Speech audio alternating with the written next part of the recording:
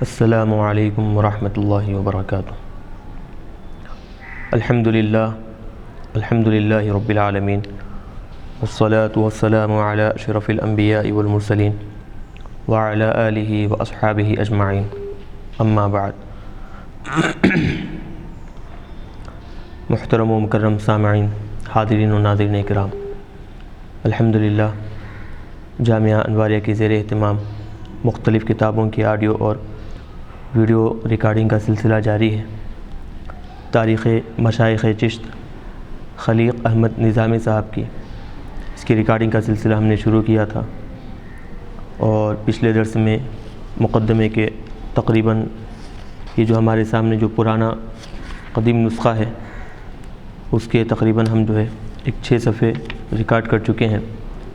انشاءاللہ آج ہم آئندہ درس کو آگے بڑھائیں گے۔ اللہ پاک سے دعا ہے کہ اللہ تبارک و تعالی ہمیں اس کتاب سے اور سلسلہ چشتیہ کے بزرگان دین کے فیضان سے مالا مال فرمائے، اور ان کا فیضان ہم سب پر جاری و ساری فرمائے۔ چلیے، تو پچھلے درس میں بات یہ ہوئی تھی کہ صوفیاء کرام قرآن اور حدیث سے اپنے آپ کو بالکل ہمیشہ وابستہ رکھتے ہیں، اور ان کے تعلیمات ہی قرآن اور حدیث کے روشنی میں ہوا کرتے ہیں۔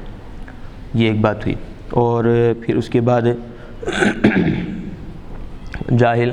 جو نام نہاد جو پیر ہیں، جو مرشد ہیں، ان کے بارے میں سختی سے رد کیے، اور پھر ان کے رد میں بزرگان دین کے اقوال لائے کہ پیر اور مرشد بننے کے لیے علم کتنا اہم اور اس کے لیے کتنا لازم اور ضروری ہے، اس پر وہ تفصیلی بحث کیے۔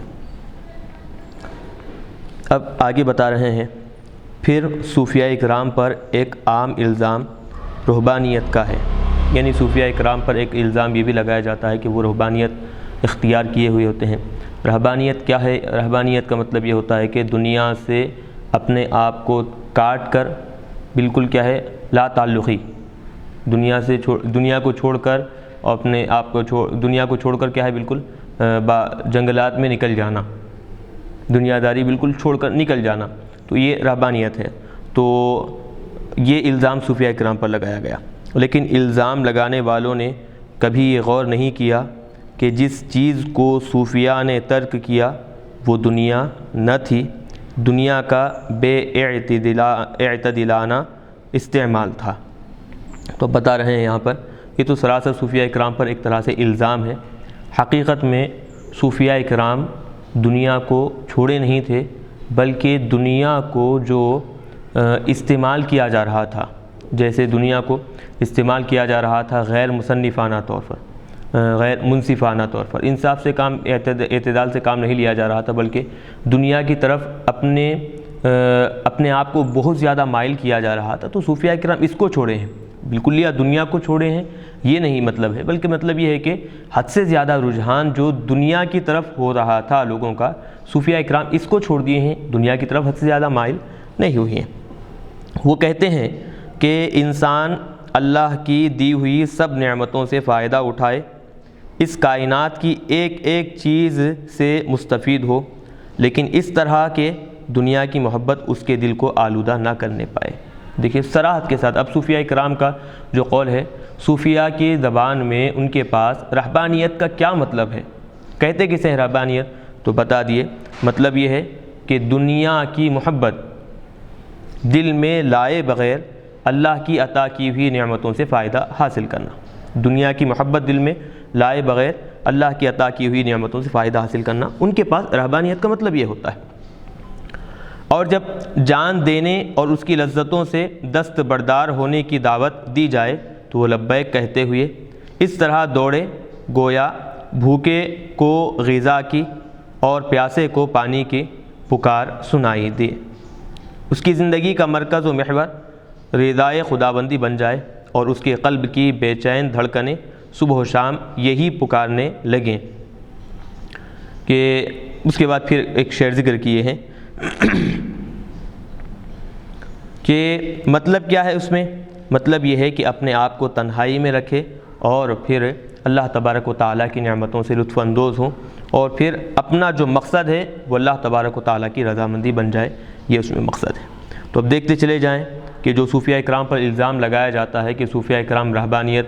یعنی دنیا کو چھوڑ دیتے ہیں، یہ مطلب اس کا ہرگز نہیں ہے، بلکہ دنیا کا جو غلط استعمال ہے اس کو چھوڑ دیا کرتے ہیں۔ دنیا کی نعمتیں تو اللہ کی عطا کی ہوئی ہیں، وہ استعمال کرتے ہیں نعمتوں کو، لیکن ایسا استعمال کرتے ہیں کہ دنیا کی محبت دل میں آنے نہیں دیتے، بلکہ اپنی جتنی بھی زندگی ہے وہ سب کے سب اللہ کی رضامندی، اللہ کی خوشنودی میں وہ کیا ہے صرف کر دیا کرتے ہیں۔ حضرت شیخ نظام الدین اولیاء علیہ رحمہ کے یہ الفاظ آب زر سے لکھنے کے قابل ہیں، یعنی یوں سمجھیں کہ سونے کے پانی سے لکھنے کے قابل ہیں یہ الفاظ۔ کیا ہے وہ؟ ترک دنیا کے یہ معنی نہیں کہ کوئی اپنے آپ کو ننگا کرے اور لنگوٹا باندھ کر بیٹھ جائے، بلکہ ترک دنیا یہ ہے لباس بھی پہنے اور کھائے بھی، اور حلال کی جو چیز پہنچے اسے روا رکھے، لیکن اس کے جمع کرنے کی طرف رغبت نہ کرے اور دل کو اس سے نہ لگائے۔ ترک دنیا یہ ہے۔ تو اب دیکھیں حضرت نظام الدین محبوب الہی علیہ رحمہ بیان کرتے ہیں کہ دیکھیں ترک دنیا کا مطلب کیا ہے۔ ترک دنیا کا مطلب یہ نہیں کہ بالکل جسم ننگا ہو، ایک کپڑا جسم پر رکھے مختصر طور پر اور پھر اپنے آپ کو تارک الدنیا کہلوائے۔ ترک دنیا کا یہ مطلب نہیں ہوتا، بلکہ صوفیاء کی زبان میں ترک دنیا کا مطلب یہ ہوتا ہے کہ لباس بھی پہنے اور کھانے پینے میں حلال اور حرام کو یہ مد نظر رکھے، اور ساتھ ہی ساتھ جتنی ضرورت ہے اتنا ہی کھائے، اتنا ہی استعمال کرے، اس کو جمع کرنے کے طرف یہ آدمی کا ذہن نہ بڑھے۔ تو یہ صوفی کی علامت ہوا کرتی ہے۔ ترک دنیا کا مطلب یہ ہوتا ہے کہ ضرورت کے حد تک چیزوں کو استعمال کرے، ان کو جمع کر کر رکھنا یہ اس کی نیت نہ ہو، یہ اس کی طرف وہ رغبت نہ کرے، تو یہ ترک دنیا کا مطلب ہوتا ہے۔ تو دیکھیں کتنی اچھی اور کتنی نصیحت آموز بات ہے۔ لوگ جو ترک دنیا کا مطلب یہ سمجھتے ہیں کہ دنیا کو چھوڑ کر چلے جائیں، جنگلات میں نکل جائیں، مطلب صوفیاء کرام کی زبان میں یہ ہرگز نہیں ہوتا۔ صوفیاء کی زبان میں مطلب تارک الدنیا کا کیا ہوتا ہے؟ تارک الدنیا کا مطلب یہ ہوتا ہے کہ لباس بھی پہنے،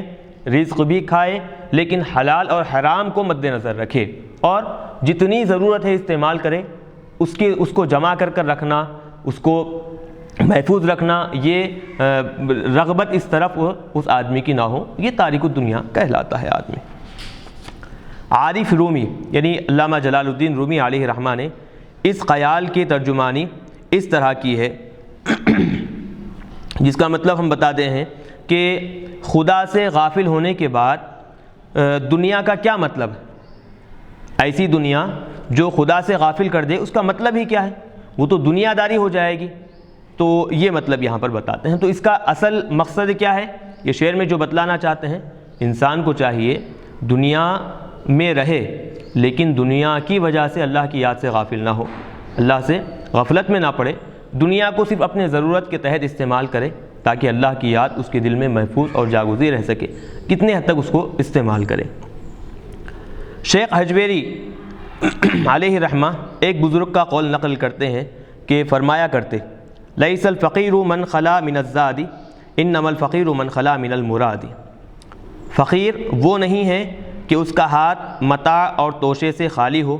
یعنی فقیر اسے نہیں کہتے کہ جس کے پاس ساز و سامان نہیں ہے، توشہ نہیں ہے، کھانے پینے کے اسباب نہیں ہے، وہ فقیر نہیں ہے، بلکہ فقیر وہ ہے جس کی طبیعت مراد سے خالی ہو، یعنی اس کے کوئی مراد نہ ہو، مقصد نہ ہو، یہ فقیر ہوا کرتا ہے۔ اگر یہ رہبانیت ہے، یہ جو باتیں تفصیلات یہاں پر بتائے ہیں، تارک الدنیا کا مطلب یہ ہے، فقیر کا مطلب یہ ہے، وہ نہیں جو لوگوں میں مشہور ہو چکا ہے، لوگ جس کو رہبانیت اختیار کی ہے، رہبانیت سمجھ رہے ہیں، وہ نہیں ہے۔ اگر یہ ساری تفصیلات بتانے کے بعد اب بتا رہے ہیں کہ اگر یہ رہبانیت ہے تو پھر یہ طے کرنا ہوگا کہ اسلام کی تعلیم کیا ہے۔ الزامی سوال کر رہے ہیں ان لوگوں سے جو صوفیاء کرام کے ایک طریقے کو، جو صوفیاء کرام اختیار کیے ہوئے ہیں، دنیا سے بے تعلقی، دنیا کی محبت کو دل میں جگہ نہ دینا، یہ جو صوفیاء کرام کا خاصہ ہے، لوگ اس پر الزام لگاتے ہیں کہ رہبانیت کا نام دیتے ہیں۔ حقیقت میں یہ رہبانیت نہیں ہے۔ ترک دنیا کا مطلب یہ نہیں ہے کہ دنیا چھوڑ کر چلے جائیں، تو صوفیاء کرام ہرگز اس پر توجہ نہیں دیتے۔ تو اب صوفیاء کرام کیا کرتے ہیں؟ دل میں دنیا کی محبت آنے نہیں دیتے، یہ صوفیاء کرام کا طریقہ ہوتا ہے۔ تو یہ بھی اسلام کی تعلیمات میں سے ہے۔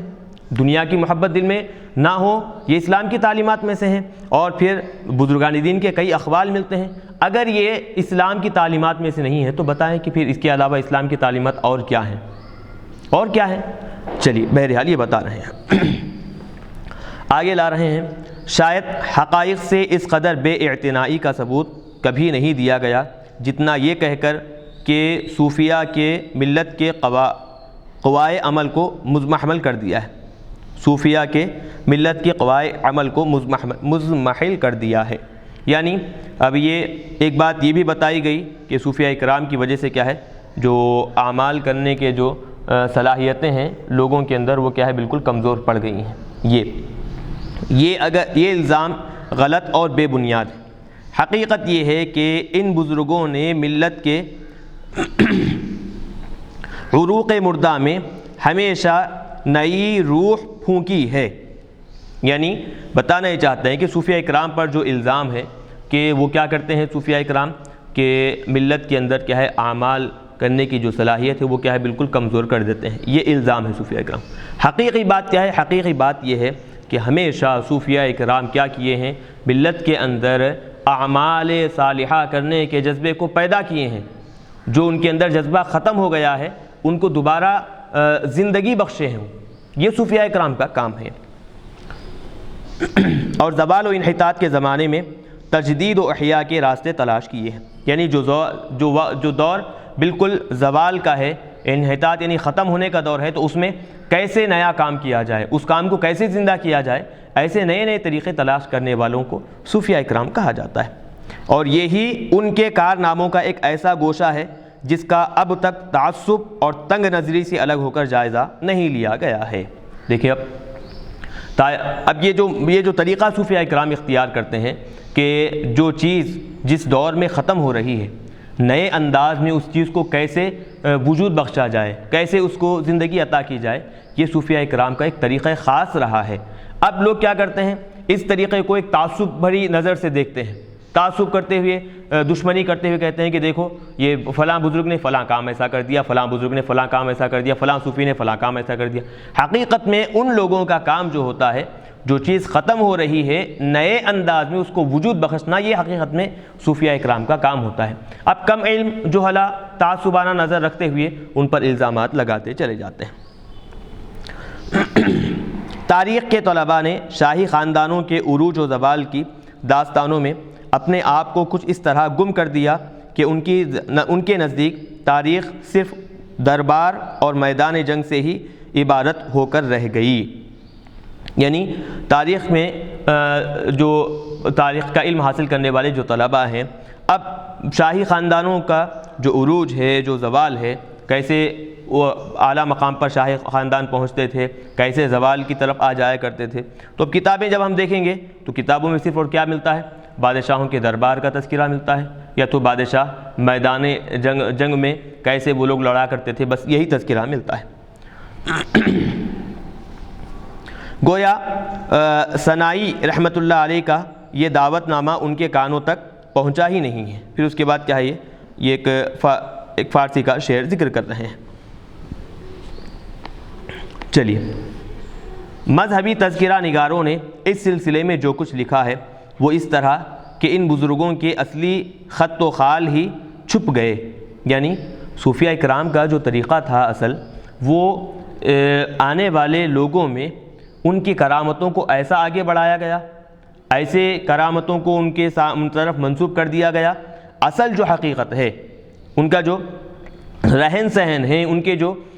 کام ہیں، جو کارنامے ہیں، لوگوں کی جیسے وہ خدمات کیے ہیں، وہ بالکل کیا ہے پس پش ڈال دیے ہیں۔ لوگوں کے ذہنوں میں بھی اب وہ باتیں محفوظ نہیں ہیں کہ بزرگان دین کیا کام کرتے تھے، کیسے کارنامے ہیں ان کے، بس کرامتوں کی طرف لوگوں کی توجہ پلٹائی گئی۔ فلاں بزرگ کی یہ کرامتیں ہیں، فلاں بزرگ کی یہ بات، یا 100% درست ہے کہ کرامتیں حق ہیں، قرآن اور حدیث سے ان کا ثبوت ملتا ہے، لیکن کرامتوں کے ذریعے سے ہی کسی بھی آدمی کی خدمات کو لوگوں کے سامنے ظاہر کرنا یہ ضروری نہیں ہے۔ اصل جو مقصد ہوتا ہے کسی بھی صوفی باصفا کا یا پھر ولی کامل کا، وہ لوگوں کی اصلاح کرنا، لوگوں کو صحیح راستے پر لانا، یہ ہوتا ہے۔ تو لوگ کیا کیے ہیں، اب تک صرف کرامتوں کے ذریعے سے بزرگان دین کے فضائل بیان کرنے کی کوشش کی ہے۔ حقیقت جو ہے، ان کے جو خدمات ہیں، جو تعلیمات ہیں، جن تعلیمات کے ذریعے سے وہ لوگوں کی اصلاح کیے ہیں وہ لوگ چھپا کر رکھ دیے ہیں،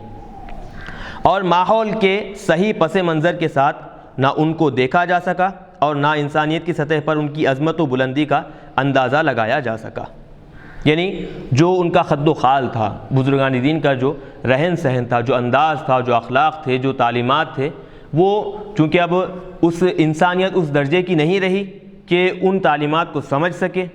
اور پھر اس مقام پر انسانیت اب باقی نہیں رہی کہ ان کے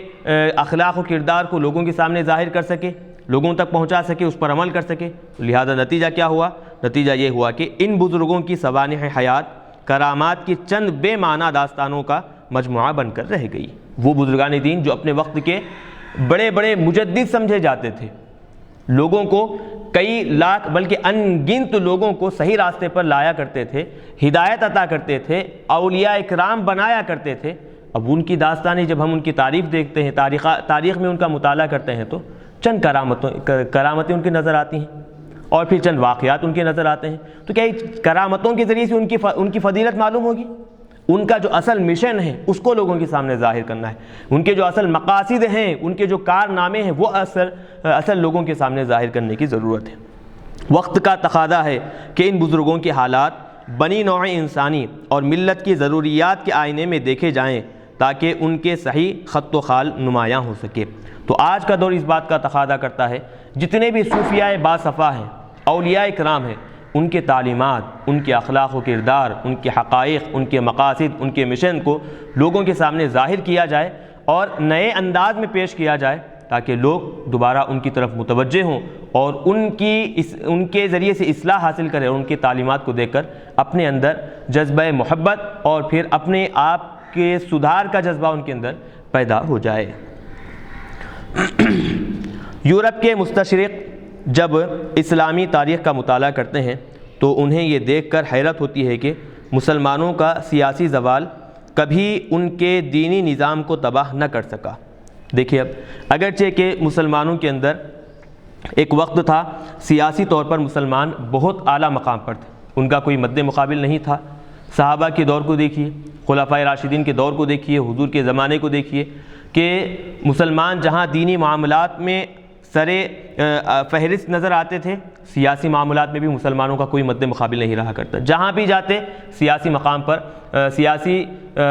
کے اعتبار سے اپنے آپ کو بلند محسوس کرتے تھے، بلند مقام وہ حاصل کیا کرتے تھے، ایک وقت تھا۔ پھر اس کے بعد آہستہ آہستہ جیسے جیسے زمانہ آگے بڑھتا گیا تو سیاسی نظام میں جو ہے تبدیلیاں آتی چلی گئیں، سیاسی نظام مسلمانوں کے درمیان سے کیا ہے آہستہ آہستہ کم ہوتا چلا گیا۔ لیکن سیاسی نظام میں جیسے کمزوریاں آتی چلی گئیں، تبدیلیاں آتی چلی گئیں، فخر کی بات یہ ہے کہ مسلمانوں کا جو دینی جو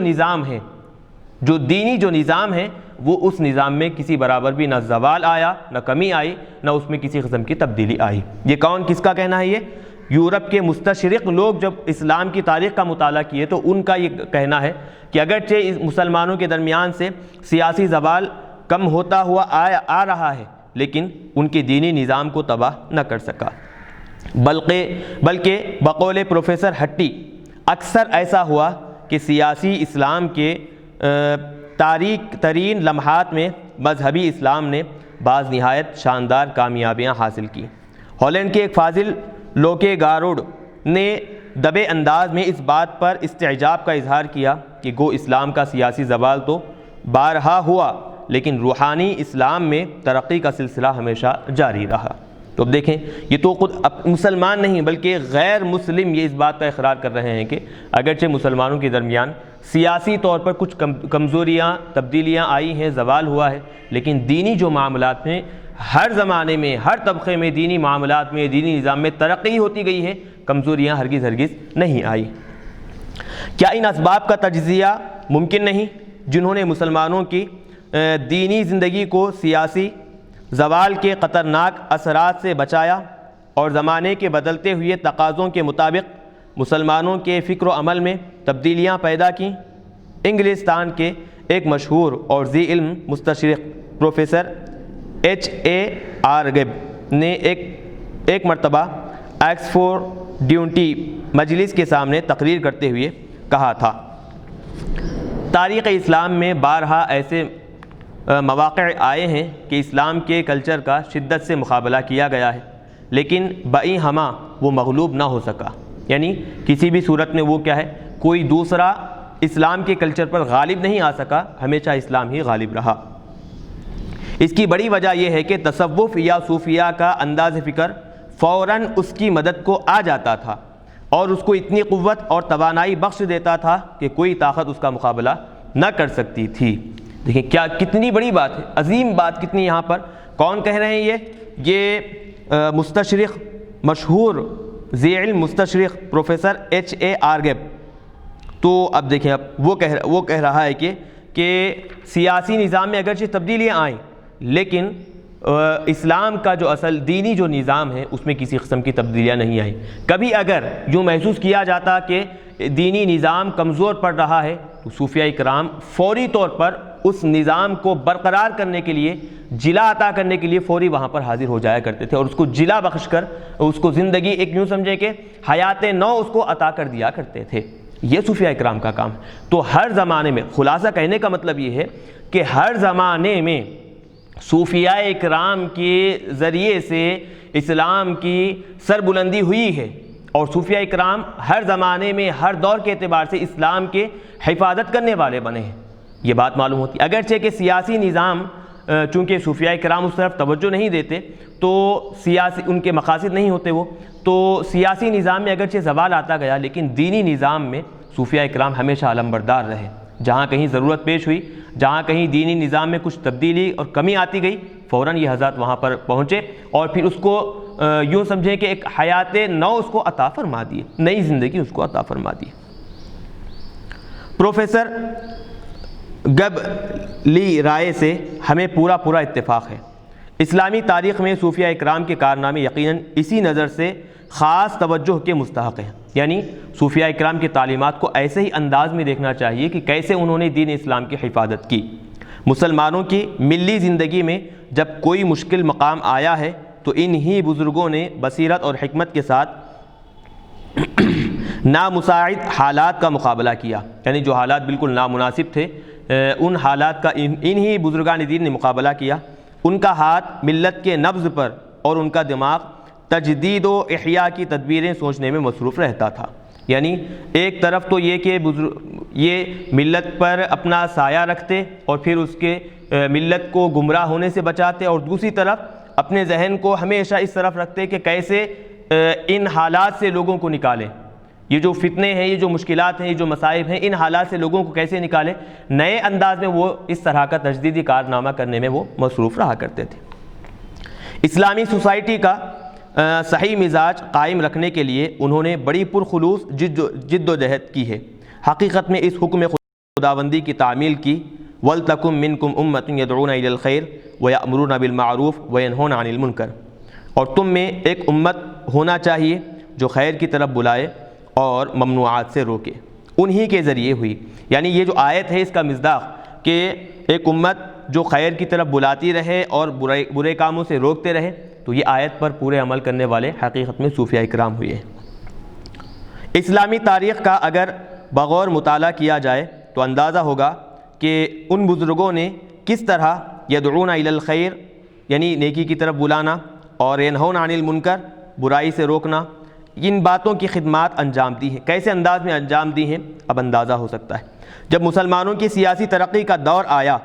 یعنی جب مسلمان سیاسی انداز میں اعلیٰ مقام پر تھے سیاسی دور میں، اور عسکری کامیابیوں نے آنکھوں کو خیرہ کر دیا،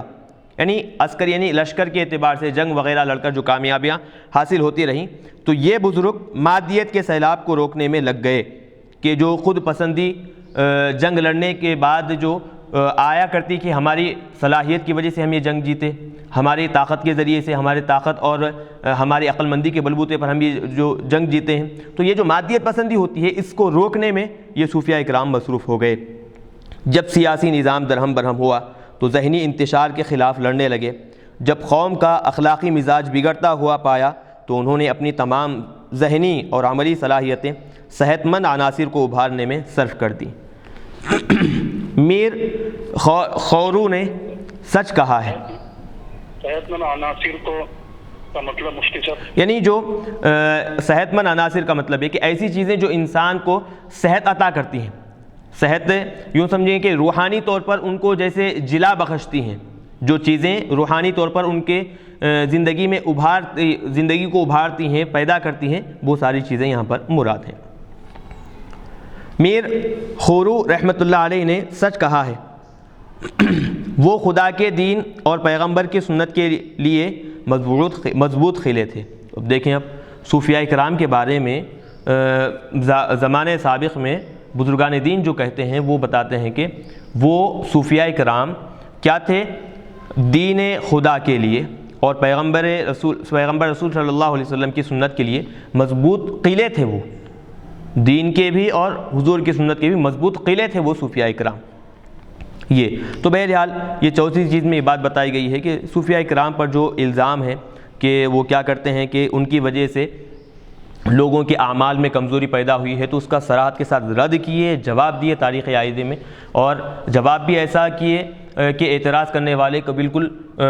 ہکا بکا رہ جانے والا جواب۔ کیسا وہ کہ حقیقت میں جو لوگوں کے اندر جو کام کرنے کا مادہ صلاحیت پیدا ہوئی ہے وہ بزرگان دین کی وجہ سے ہے۔ بزرگان دین ہمیشہ کیا ہے، یہ صوفیاء کرام ہمیشہ کسی ایک مقام پر رہنے کو نہیں، بلکہ جہاں جیسی ضرورت پڑتی ہے ان کو اصلاح کرنا، لوگوں کے اندر اعمال کے جذبے کو پیدا کرنا، یہ بزرگان دین اور صوفیاء کرام کا کیا ہے، یہ طریقہ تھا۔ تو اس کا جواب، جو اعتراض، جو الزام صوفیاء باصفا پر لگتا ہے، اس کا بھی جواب دے دیے۔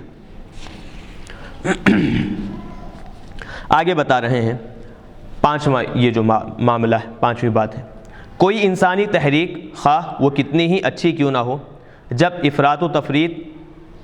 عمل اور رد عمل کا بازیچہ بنتی ہے تو اس کی شکل مسخ ہوئے بغیر نہیں رہتی۔ یعنی مطلب بتا رہے ہیں کہ جو بھی انسانی تحریک ہو کہ پھر کوئی بھی جماعت وغیرہ ہو، تو چاہے وہ کتنی بھی اچھی کیوں نہ ہو، جب اس کے اندر افراط و تفریط کا معاملہ آتا ہے، یعنی جب وہ جماعت حد سے آگے بڑھ جاتی ہے یا پھر بالکل نچلے درجے میں اتر جاتی ہے، یا پھر وہ جماعت کسی کے جوابات دینے میں لگ جاتی ہے، تو لہٰذا وہ کیا ہے، وہ زیادہ دنوں تک قائم نہیں رہتی، بلکہ کیا ہے، وہ بالکل اس کا نام و نشان ختم ہو جاتا ہے۔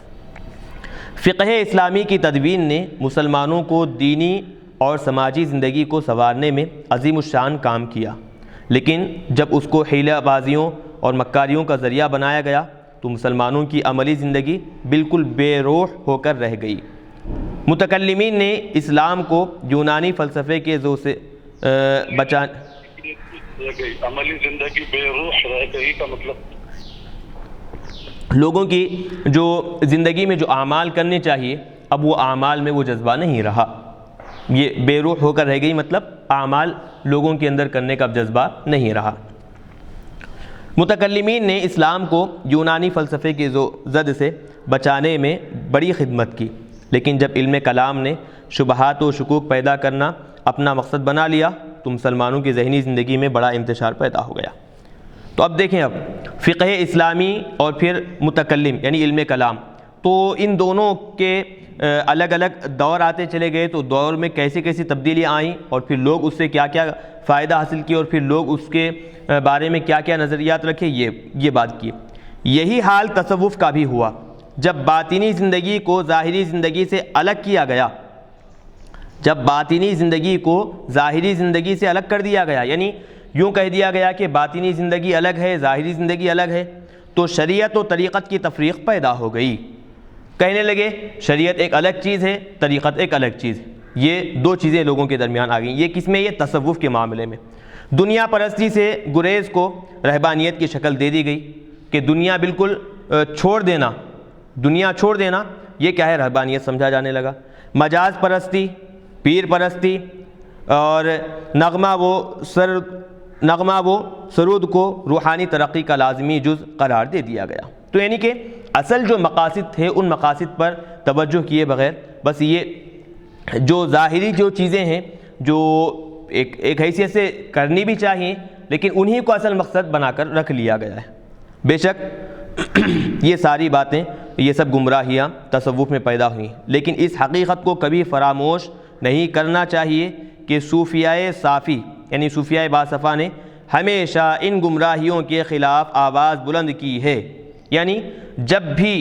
جس اعتبار سے بھی تبدیلیاں آئیں، لوگوں میں انتشار پیدا ہوا، لوگوں میں غلط نظریات، غلط خیالات پیدا ہوتے گئے، تو یہی وہ صوفیاء باصفا ہیں کہ لوگوں کے اندر سے ان خیالات کو نکال پھینکنے کی کوشش کی، اور پھر یہ لوگوں کے اندر سے یہ خیالات نکال پھینکنے میں کافی حد تک کامیاب اور کامران ہو گئے ہیں، اور ان فاسد عناصر کو خارج کرنے کے لیے ہمیشہ کوشاں رہے۔ حضرت مجدد الفسانی علیہ رحمہ، حضرت شاہ ولی اللہ محدث دہلوی علیہ رحمہ، حضرت شاہ کلیم اللہ دہلوی علیہ رحمہ وغیرہ وغیرہ، جنہوں نے صوفیاء قام کی صدہا برائیوں کی نشاندہی کی ہے، یعنی جو نام نہاد جو صوفیاء کرام ہیں ان کی کئی ہزار بلکہ سینکڑوں برائیاں ہیں جو وہ ایک ایک کر وہ نشاندہی کیے ہیں۔ یہ بزرگان دین خود صوفی تھے، یہ بزرگان دین جو ہیں خود صوفی تھے، حقیقی تصوف اور مسخ شدہ تصوف میں امتیاز کیے بغیر اسلامی تاریخ کے اہم واقعات کا صحیح تجزیہ ممکن نہیں ہے۔ دیکھیں اب خود بیان کر رہے ہیں، حالانکہ حضرت مجدد الفسانی علیہ رحمہ، حضرت شاہ ولی اللہ محدث دہلوی علیہ رحمہ اور حضرت شاہ کلیم اللہ دہلوی علیہ رحمہ، یہ حضرات اپنے وقت کے مایہ ناز صوفیاء کرام میں ان کا شمار ہوتا ہے، خود صوفی ہیں، لیکن جب لوگوں کے درمیان صوفی کا غلط تصور بن گیا ہے، تصوف کا ایک غلط نظریہ بنا لیا گیا ہے، تو یہ حضرات خود صوفی ہوتے ہوئے جو نام نہاد جو صوفیاء کرام جو صوفیاء بنے ہوئے ہیں اور پھر تصوف کو جو غلط انداز میں پیش کیا جا رہا ہے ان کا رد کرنے کے لیے یہ آگے بڑھ گئے ہیں۔ آگے بتا رہے ہیں، اس کتاب میں چشتیہ سلسلے کے کچھ مشائخ کے حالات ماحول کے پس منظر کے ساتھ پیش کرنے کی کوشش کی گئی ہے۔ یہ سب مشائخ 18ویں اور 19ویں صدی کے ہندوستان سے تعلق رکھتے ہیں۔ 18ویں اور 19ویں صدی کے ہندوستان میں یاس و قنوطیت، انتشار و ابتری کا دورہ تھا۔ تمام وہ خصائل جو ایک سیاسی اور سماجی نظام کو قائم رکھنے میں ممد و معاون ہوتے ہیں فنا ہو چکے تھے، اور ایشیائی تاریخ کا وہ سلسلہ پورا ہو رہا تھا جس کی طرف زوال و انحطاط روما کے مشہور مصنف ایڈرو ڈیگبن نے اس بلیغ الفاظ میں اشارہ کیا تھا۔ ایشیائی خاندانوں کی تاریخ شجاعت، عظمت، تفریقہ، اخلاق پستی اور زوال کا ایک نہ ختم ہونے والا چکر ہے۔ تو بہرحال اب یہ بتا رہے ہیں کہ اس کتاب میں بعض سلسلہ چشتیہ کے بزرگان دین کا تذکرہ کیا گیا ہے، اور یہ کون سے دور کے ہیں؟ یہ 18ویں صدی اور 19ویں صدی کے بزرگان دین کا یہ تذکرہ اس میں یہاں پر کیا گیا ہے۔ اور یہ دور کب کا ہے؟ یہ بالکل یہ اس وقت کا دور ہے جو کیا ہے، بالکل لوگوں کے درمیان انتشار اور ابتری اور پھر اختلافات کا یہ بڑا دور تھا۔ تو اس وقت کے یہ بزرگان دین کے کیا حالات ہیں اس کتاب میں بیان کرنے کی کوشش کی گئی ہے۔ اورنگزیب عالمگیر علیہ رحمہ نے اپنی سیاسی بصیرت اور مستعدی سے ایک زبردست طوفان کو بڑی کامیابی کے ساتھ روکا تھا کہ جو ان کی مشہور بادشاہ گزرے ہیں اورنگزیب عالمگیر علیہ رحمہ، تو سیاسی جو بصیرت، ایک ولی کامل بھی تھے اور ساتھ ہی ساتھ دین کے بہت سارے خدمات میں آپ اپنا کیا ہے یوں سمجھیں کہ اپنا کردار ادا کیے ہیں۔ تو بہرحال یہ کیا ہے، اپنی سیاسی جو بصیرت تھی اس کی وجہ سے ایک بڑا طوفان آنے والا تھا، اس کو کیا ہے، اس بڑے طوفان کو پہلے سے ہی اس کا دروازہ بند کر دیے۔ لیکن جو ہی انہوں نے آنکھیں بند کی، یعنی جیسے ہی ان کا انتقال ہوا، زوال و تخریب کی تمام قوتیں ابھر آئیں، یعنی جیسے ہی ان کا انتقال ہوا تو اب وہ ساری قوتیں جو ان کی وجہ سے، ان کی بادشاہت کی وجہ سے دبی ہوئی تھی، اب آہستہ آہستہ وہ ایک ایک کر آگے بڑھنے لگی، اور وہ ساری کی ساری قوتیں کیا تھیں؟ خراب کرنے، فسادات پیدا کرنے کی قوتیں تھیں۔ عیش و عشرت میں غرق، دنیاوی زندگی میں بالکل مستغرق ڈوبے ہوئے تھے۔ ہنگامہ ہائے ناو و نوش میں مدہوش، فرما روا، یعنی اب دیکھیں، اب بادشاہوں کے یوں سمجھیں کہ بادشاہوں کے تلوے چاٹنے والے، ان کے بس گرویدہ ایسے لوگ اب آگے بڑھے، ان تقریبی قوتوں کا بر وقت اور صحیح جائزہ نہ لے سکے، یعنی جو عیش و عشرت میں پڑے ہوئے جو لوگ ہیں اور پھر جو بادشاہی خدمات کو اپنے لیے ایک بڑا شرف سمجھتے ہیں، تو وہ لوگ اپنی عیش و عشرت میں مگن رہے اور پھر بادشاہی خدمات میں بادشاہ کو خود کر اس کے کیوں سمجھیں کہ تحفے تحائف پر جو نظر رکھتے تھے اس میں مگن رہے، لیکن جو خرابیاں آ رہی ہیں، جو نقصان ہو رہا ہے، وہ لوگ اس نقصان کی طرف توجہ نہ کر سکے۔ سیاسی بصیرت کے فقدان، یعنی سیاسی بصیرت چونکہ نہ رہی، فرائض کے عدم احساس، یعنی جو ذمہ داریاں ہیں ان ذمہ داریوں کا احساس نہ رہا، اور آپس کے تفریقوں سے وہ کوششیں بھی نہ کرنے دیں، آپس کے تفریقوں نے وہ کوششیں بھی نہ کرنے دیں جو ایک کمزور ہاتھ اور ضعیف اعضاء ان حالات میں کر سکتے تھے۔ یعنی آپسی اختلافات، لڑائی جھگڑے یہاں تک بڑھ گئے تھے کہ اب وہ کوششیں بھی کر نہیں پا رہے تھے۔ جب این دفتر بے معنی عرق بے میں ناب اولا کی صدائیں بلند ہوئیں تو فطرت کا اٹل قانون پاداش متحرک ہو گیا، ہر طرف سے طوفانی عناصر نے گھیر لیا۔ شمالی مغربی علاقوں میں سکھوں کی آتشیں قوت نے زور پکڑا، جنوبی ہند سے مرہٹوں کا سیلاب کف بردان امنڈنے لگا، خلیج بنگال کے ساحلی علاقوں سے بیرونی طاقتوں نے اپنے پنجے جمانے شروع کیے۔ مرکزی حکومت میں ان طاقتوں سے نبرد آزما ہونے کی قوت سب عیش و عشرت کی نظر ہو چکی تھی۔ یعنی اب یہاں بتا رہے ہیں کہ حضرت اورنگزیب عالمگیر علیہ الرحمہ جب تک حکومت کیے یہ ساری طاقتیں بالکل دبی ہوئی تھیں، لیکن جیسے ان کا انتقال ہوا تو جو طاقتیں دبی ہوئی تھیں اب وہ ایک ایک کر اب آہستہ آہستہ آنے لگی، بڑھنے لگی، لوگوں کے درمیان انتشار اور اختلافات کو پیدا کرنے لگی۔ نتیجہ کیا ہوا؟ نتیجہ یہ ہوا کہ جو ذمہ دار لوگ تھے ان کو اپنی ذمہ داریوں کی فکر نہ رہی، ادھر سے باطل طاقتیں بڑھتی چلے گئی اور ذمہ دار لوگوں کو ان کی ذمہ داری کا احساس نہیں ہوا، تو آہستہ آہستہ وہ لوگ قوت سیاسی میدان میں وہ طاقتور بن گئے، اور یہ ذمہ داری کا احساس نہ ہونے کی وجہ سے یہ لوگ آہستہ آہستہ پستی کی طرف مائل ہوتے چلے گئے۔ ان نئی طاقتوں میں کوئی بھی طاقت ایک باضابطہ کل ہند نظام چلانے کی صلاحیت نہیں رکھتی تھی۔ نتیجہ یہ ہوا کہ غیر ملکی اقتدار ہندوستان میں مضبوطی کے ساتھ قائم ہو گیا۔ اب آپ دیکھیں کہ ایک وہ دور کہ جہاں مسلمان اسلامی نظام کئی سو سال تک چلتا رہا، اب وقت وہ آیا کہ اب وہاں پر کوئی بھی اسلامی نظام وہاں پر نہیں چلتا، یعنی اسلامی نظام سے مطلب اسلامی حکومت جو تھی کئی سو سال تک مسلم حکمرانوں نے جہاں پر بادشاہت کی، اب نتیجہ یہ ہوا کہ مسلمان اور مسلم حکمران وہاں پر نہیں اپنی سیاسی اور اپنی حکومت کو کیا ہے برقرار نہ رکھ سکے۔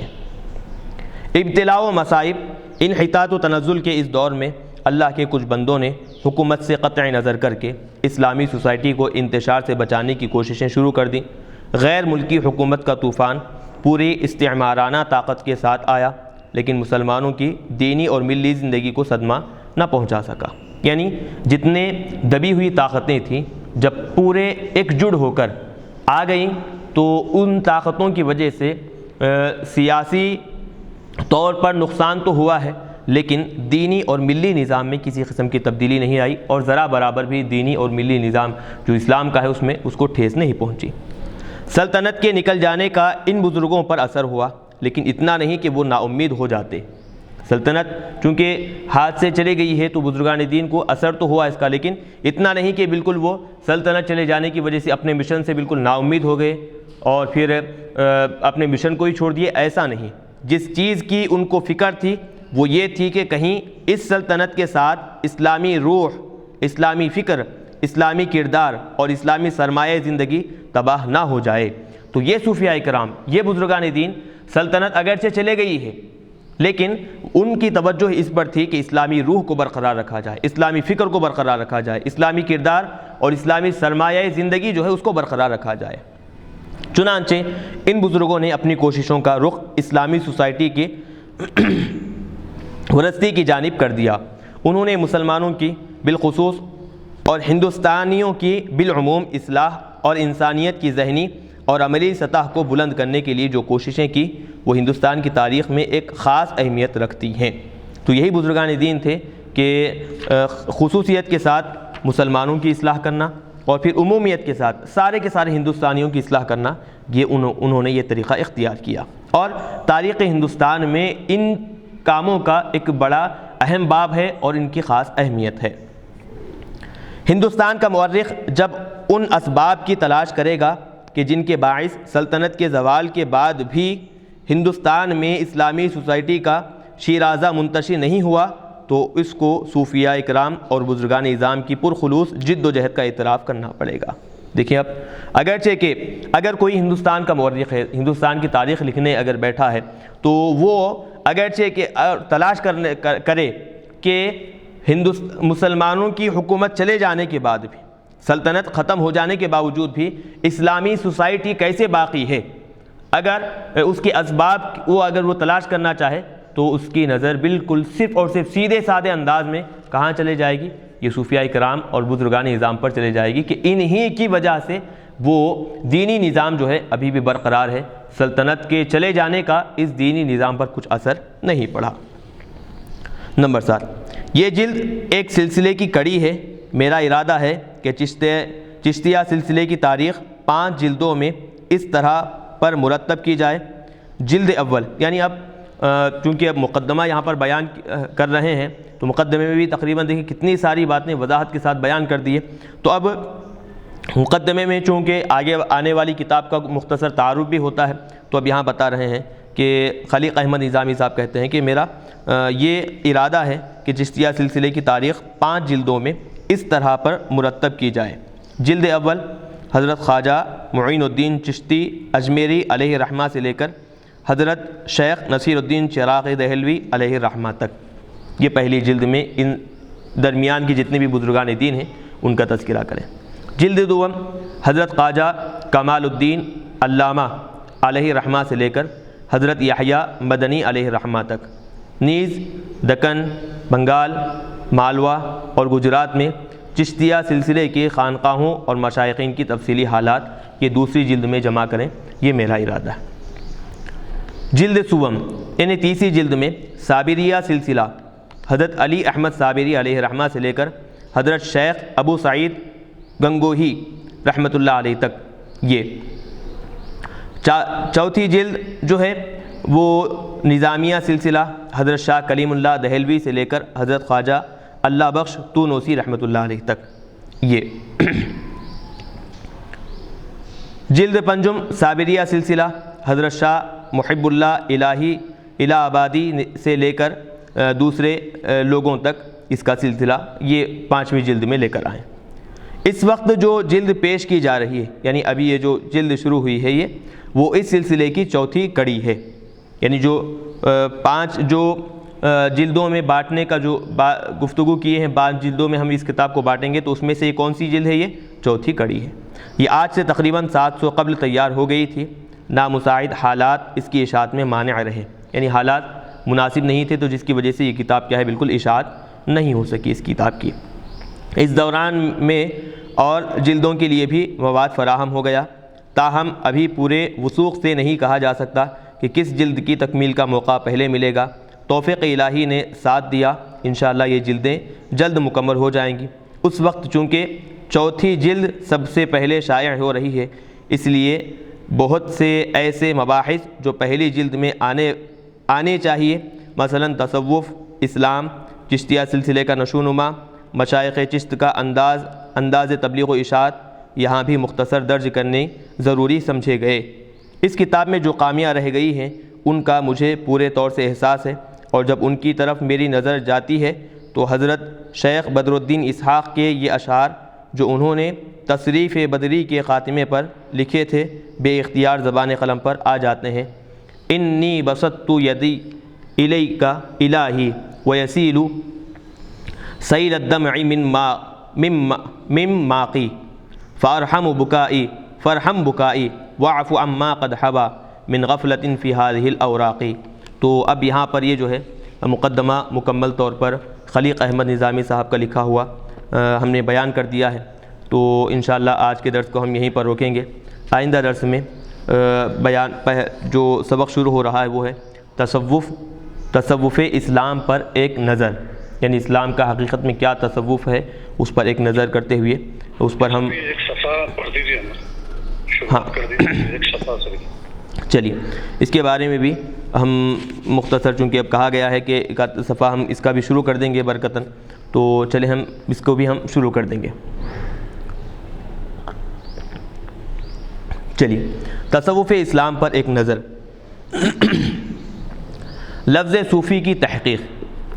لفظ صوفی کے مادہ اشتقاق پر علماء میں بڑا اختلاف رہا ہے، یعنی مادہ اشتقاق مطلب لفظ صوفی کہاں سے نکلا ہے، اس کو کس لفظ سے نکال کر بنایا گیا ہے، اس کے بارے میں علماء کرام کے درمیان کیا ہے، بڑا اختلاف ہوا ہے۔ حضرت شیخ علی حجویری علیہ رحمہ فرماتے ہیں لوگوں نے اس اسم کی تحقیق کے بارے میں بہت باتیں کہی ہیں اور کتابیں تصنیف کی ہے۔ خود حضرت شیخ داتا گنج بخش علی حجویری علیہ رحمہ بیان کرتے ہیں کہ یہ جو لفظ صوفی ہے اس کے بارے میں بہت ساری باتیں کہی گئی ہیں، بلکہ اس نام کے بارے میں کتابیں تصنیفیں شائع کر دی گئی ہیں۔ عام طور پر کتب تصوف میں مندرجہ ذیل مادہ اشتقاق سے بحث کی جاتی ہے، یعنی عام طور پر جو تصوف کی جو کتابیں ہیں اس کے بارے میں جو کہا جاتا ہے کہ صوفی لفظ جو ہے وہ کس سے نکالا گیا ہے، کس سے نکال کر آیا گیا ہے، اس کے کیا معنی بنتے ہیں، یہ 7-8 چیزیں تقریباً اس کے بارے میں بیان کی جاتی ہیں کہ لفظ صوفی اس لفظ سے نکلا ہے، اس لفظ سے نکلا ہے، اس لفظ سے نکلا ہے۔ تو ہم ایک ایک کر اس کے بارے میں ہم بتاتے چلے جائیں گے۔ پہلی چیز، لفظ صوفی نکلا ہے صفا سے، یعنی بمعنی پاکیزگی و صفائی قلب۔ تو لفظ صوفی صفا سے اس کو اشتقاق کیا گیا ہے، نکالا گیا ہے۔ تو اب اس کا معنی کیا ہوگا؟ صفا کے معنی آتے ہیں پاکیزگی کے، صفائی قلب کے، کہ صوفی بھی کیا ہوتا ہے، ظاہری باطنی اعتبار سے ہمیشہ ہر اعتبار سے کیا ہے، پاک و صاف ہوتا ہے، دل بھی پاک ہوتا ہے اور زبان بھی کیا ہے اس کی پاک ہوا کرتی ہے۔ تو اسی لیے بعض حضرات نے کہا کہ صوفی کو صفا سے اشتقاق کیا گیا، اس کو نکالا گیا ہے۔ بعض حضرات نے کہا کہ ایسا نہیں، بلکہ یہ صوفی اہل صفہ سے ہے۔ اہل صفہ کا مطلب رسول اکرم صلی اللہ علیہ وسلم کے زمانے میں کچھ بزرگ تھے جو مسجد نبوی میں ہر وقت عبادت کرتے رہتے تھے۔ تو بعض حضرات نے کہا کہ یہ صوفی اہل صفہ سے نکلا ہے۔ تو صوفیاء کرام بھی کیا ہوتے ہیں، صوفی جو ہوتا ہے وہ ہمیشہ اپنے آپ کو اللہ کی عبادت و ریاضت میں مصروف رکھتا ہے، تو اسی لیے بعض حضرات نے کہا کہ یہ صوفی اہل صفہ سے لیا گیا ہے۔ بعض حضرات یہ تیسرا نمبر چل رہا ہے تسلسل سے، تو بعض حضرات کہتے ہیں کہ یہ صف سے لیا گیا ہے۔ صف یعنی وہ لوگ جو ہمیشہ صف اول میں نماز ادا کرنے کی کوشش کرتے ہیں، صف سے مراد۔ تو ہمیشہ لوگوں کی کوشش یہ ہوتی ہے کہ پہلے صف میں، صف اول میں نماز ادا کریں، تو صف کے وہ معنی آتے ہیں۔ تو بہرحال تو اب یہاں صوفیاء کرام تو ہوتا یہ ہے کہ ان کا عبادتوں میں تو ہمیشہ مصروف رہتے ہی رہتے ہیں، لیکن عبادتوں میں بھی وہ سابقین میں شمار ہونے کے لیے وہ بہت زیادہ کوشش کیا کرتے ہیں، یعنی عبادت کرنے والوں میں اپنے آپ کو پہلے پیش کرنا۔ تو ادھر صف کے معنی ہے مسجد میں نماز میں اول صف، تو یہ صوفیاء کرام بھی کیا ہے، نمازوں میں چونکہ بہت زیادہ توجہ رکھتے ہیں، صف اول میں شریک ہونے کی کوشش کیا کرتے ہیں، تو اسی لیے بعض حضرات نے کہا کہ صوفی صف سے لیا گیا ہے۔ بعض حضرات نے کہا کہ صوفہ سے، لفظ صوفی کو صوفہ سے لیا گیا ہے۔ صوفہ کیا ہے؟ یہ صوفہ ایک قدیم قبیلے کا نام ہے جو کعبے کا خادم تھا، جو ایک پرانا قبیلہ ہے جو خانہ کعبہ کی خدمت کے لیے وہ قبیلہ مقرر کر دیا گیا تھا، اس قبیلے کو صوفہ کہا جاتا ہے، تو اسی سے یہ صوفی لیا گیا ہے۔ چلیے اب بعض حضرات کہتے ہیں کہ یہ صفوۃ القفا، یعنی گدی پر جو بال ہوتے ہیں ان کو کہتے ہیں، تو یہ صوفی اس سے لیا گیا ہے۔ اور پھر بعض حضرات نے کہا سیو صوفیہ سے سیو صوفیہ، یعنی یونانی لفظ ہے جس کے معنی ہے حکمت الہی، بعض حضرات نے کہا کہ اس سے لیا گیا ہے۔ اور بعض نے کہا کہ صوفانہ، یہ لفظ صوفی صوفانہ سے لیا گیا ہے۔ وہ کیا ہے؟ ایک قسم کا پودا ہوتا ہے صوفانہ۔ اور 8ویں تعریف جو اس کے اشتقاق کو بتا رہے ہیں کہ صوفی کہاں سے لیا گیا ہے، 8ویں نمبر پر بتا رہے ہیں کہ صوف سے لیا گیا ہے۔ صوف کہتے کیا ہے؟ اس کے معنی ہے پشمینہ یا اون جو ہوتا ہے، تو اس کو اس بعض حضرات نے چونکہ صوفیہ اکرام بھی کیا ہے اکثر صوفیہ اکرام اونی لباس اختیار کرتے ہیں تو اسی لیے ان کو صوفی کہا گیا ہے۔ تو بہرحال جیسے اوپر پہلے بتا دیے کہ صوفی کس سے نکالا گیا ہے، یہ لفظ صوفی اس میں بہت سارا اختلاف ہے، تو تقریباً یہاں پر 8 مصادر بتا دیے اور بتایا گیا کہ یہ لفظ صوفی اس سے نکلا ہے، اس سے نکلا ہے، تو تقریباً 8 مادے جو ہے یہاں پر بتا دیے۔ ہر مکتب قیال کے لوگوں نے اپنی رائے کی تائید میں طویل بحثیں کی ہیں، لیکن کسی نے بقول شیخ حجویری علیہ رحمہ مقتضائے لغت کی طرف توجہ نہیں کی۔ یعنی بتا رہے ہیں کہ 8 تعریفات جیسے یہاں پر ذکر کیے ہیں، تو تقریباً 8 تعریفات میں ہر ایک کے کہنے والے الگ الگ لوگ ہیں، 8 تعریف کہنے والے الگ الگ لوگ ہیں، ہر ایک اپنے اپنے تعریف اور اس کے اشتقاق کے بارے میں بہت ساری طویل بحثیں کیے ہیں، لیکن داتا حجویری علیہ رحمہ کے قول کے مطابق وہ کیا کیے ہیں، لغت کو مقتضائے لغت یعنی کہ لغت کا جو تقاضا ہے، لغت جو چاہتی ہے اس کے حساب سے برابر نہیں اترے۔ عربی لغت کے رو سے یعنی عربی لغت کے اعتبار سے دیکھا جائے تو صفا سے جو لفظ بنے گا وہ صفوی ہوگا نہ کہ صوفی، صفا سے صفی بنے گا نہ کہ صوفی، اسی طرح صف سے صفی بنے گا نہ کہ صوفی۔ اگر صوفی کی نسبت صوفانہ کی طرف ہوتی تو یہ صوفانی ہوتا نہ کہ صوفی۔ یعنی حضرت داتا گنج بخش علی حجویری علیہ رحمہ بیان کرتے ہیں کہ یہ لفظ صوفی کے بارے میں 7-8 اقوال تو بتا دیے ہیں کہ یہ لفظ صوفی فلاں سے نکلا ہے، فلاں سے نکلا ہے، فلاں سے نکلا ہے، لیکن لغوی دائرے میں جب ہم ان کو رکھ کر دیکھیں گے تو کوئی ایک بھی مناسب معلوم نہیں ہوتا۔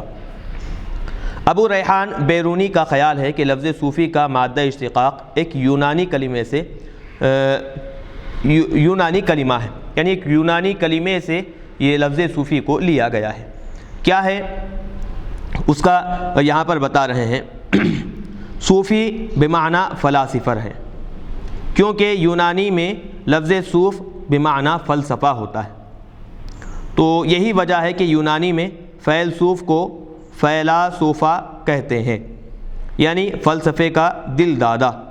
چونکہ اسلام میں ایک جماعت ایسی تھی جو ان کے مسلک کے قریب تھی، اسی بنا پر اس جماعت کا نام بھی صوفی پڑ گیا۔ تو اب دیکھیں، اب یہ ابو ریحان بیروتی وہ جو ہیں ان کا یہ خیال انہوں نے یہ ظاہر کیا ہے کہ صوفی دراصل یہ کیا ہے، ایک یونانی لفظ ہے، یہ یونانی لفظ سے اس کو لیا گیا ہے۔ مشہور مستشرق نالڈیکی نے اس خیال کی نہایت پرزور تردید کی ہے اور تفصیل سے اس مسئلے پر بحث کرتے ہوئے بتایا ہے کہ یونانی الفاظ کو عربی زبان میں منتقل کرنے کا جو عام قاعدہ تھا، اس قاعدے کے لحاظ سے لفظ صوفی کا مادہ اشتقاق کسی طرح بھی یونانی کلمہ نہیں ہو سکتا۔ مادہ اشتقاق یعنی ایک صرف میں ایک اصطلاح ہے، یہ جو لفظ جہاں سے نکلا ہے اس کا جو مادہ ہوتا ہے، کہ اب جیسے لفظ صوف ہی لے لیں، صوفی ہے تو اس کا وہ لفظ کہاں سے نکلا ہے، تو جو لفظ جہاں سے نکلا ہے اس کو مادہ کہتے ہیں، اور جو نکالنے کا جو عمل ہے وہ کیا ہے، اشتقاق کہلاتا ہے۔ جمہور صوفیہ کا یہ خیال ہے کہ لفظ صوفی صوف سے مشتق ہے، چنانچہ مشتق یعنی نکلا ہوا ہے۔ چنانچہ شیخ ابو نصر سراج فرماتے ہیں، صوفیہ اپنے ظاہری لباس کی وجہ سے صوفی کہلائے، یہ اس لیے کہ بھیڑوں کے اون کے کپڑے پہننا انبیاء، اولیاء اور برگزیدہ ہستیوں کا نشان خاص ہے۔ تو بعض حضرات نے کہا کہ اکثر، بلکہ بعض کیا ہے، اکثر صوفیہ اکرام کا یہ خیال ہے کہ یہ صوف سے لیا ہوا ہے۔ صوف کہتے ہیں اون کو، تو یہ کیا ہے، اون کے لباس پہننا یہ بزرگان دین کا طریقہ کار رہا ہے، تو ان کے ظاہری لباس کو دیکھتے ہوئے ان کو صوفی کہا گیا۔ پروفیسر براؤن نے لکھا ہے کہ اس خیال کی تائید کو صوفی کی نسبت صوف کی طرف ہے۔ اس خیال کی تائید کہ صوفی کی نسبت صوف کی طرف ہے اس سے بھی ہوتی ہے کہ ایران میں صوفی کو پشمینہ پوش کہا جاتا ہے، یعنی پشمینہ یعنی وہی جو اونی لباس اوڑھ لیا ہے اس کو کیا ہے، ایرانی زبان میں صوفی کہتے ہیں اس کو۔ اسی سلسلے میں ایک دوسرا سوال یہ پیدا ہوتا ہے کہ صوفی کا لفظ کب اور کس کے لیے استعمال ہوا،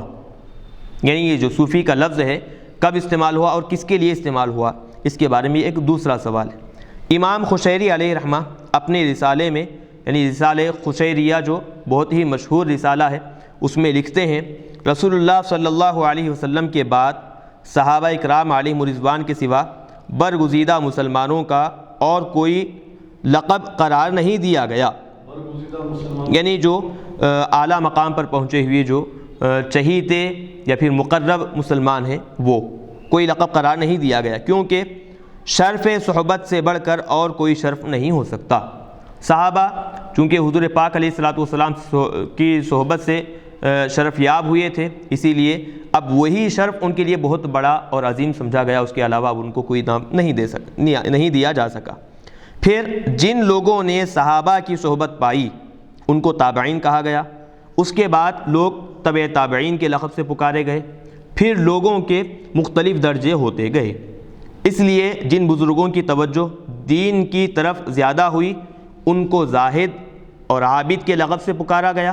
لیکن جب بدعات کا ظہور ہوا اور مختلف فرقے پیدا ہو گئے تو ہر فریق نے یہ دعویٰ کیا کہ میں زہاد کہ ان میں زہاد پائے جاتے ہیں، یعنی جب جماعتیں الگ الگ بن گئیں، بٹ گئے، تو ہر ایک جماعت نے یہ کہا کہ اس جماعت میں زاہد لوگ ہیں، اس جماعت میں متقی پرہیزگار لوگ ہیں، اس لیے خواص اہل سنت تصوف کے نام سے ممتاز ہوئے، یعنی اور دوسری صدی سے پہلے ان بزرگوں نے اس نام سے شہرت پا لی، جو خاص طور پر اہل سنت جو ہیں ان کے لیے کیا ہے، یہ تصوف کے نام سے امتیاز حاصل ہو گیا۔ ان کے علاوہ جتنے فرقے بڑھ گئے ہیں ان سب کو کیا ہے، اس فرقے سے اس نام سے یاد ہرگز نہیں کیا جانے لگا۔ اور اہل سنت میں بھی خاص طور پر ایک خاص طبقہ ہے، ان کو ہی کیا ہے صوفی اور پھر تصوف کے نام سے ان کو یاد کیا جاتا ہے۔ تصوف کے نام سے یعنی تصوف کے نام سے ان کو کیا ہے خصوصیت مل گئی، وہ دوسری جماعتوں میں اب کیا ہے یہ ممتاز ہو گئے۔ مولانا جامی علیہ رحمہ کی تحقیقات یہ ہے کہ سب سے پہلے جو بزرگ صوفی کے لقب سے مشہور ہوئے وہ شیخ ابو ہاشم کوفی، جو سن 150 ہجری میں ان کا انتقال ہوا تھا۔ چنانچہ نفحات الانفس میں لکھتے ہیں کہ سب سے پہلے بزرگ یہی ہیں، شیخ ابو ہاشم کوفی، حضرت مولانا جامی علیہ رحمہ کی تحقیق کے مطابق۔ ابو محمد جعفر بن احمد بن حسین سراج القاری نے امیر معاویہ رضی اللہ عنہ کا ایک خط نقل کیا ہے جو انہوں نے ابن ام الحکم گورنر مدینہ کے نام لکھا تھا۔ اس میں ایک شعر تھا، خد کنتا تشبہ صوفیا لہو کتب من الفرائد او آیات فرقان، تو مشابہ تھا، تشبہ ہے وہ، تشبہ نہیں تشبہ، تو مشابہ تھا ایسے صوفی سے جس کے پاس کتابیں ہوں جن میں فرائض اور آیات قرآن مذکور ہوں۔ مشابہ تھا،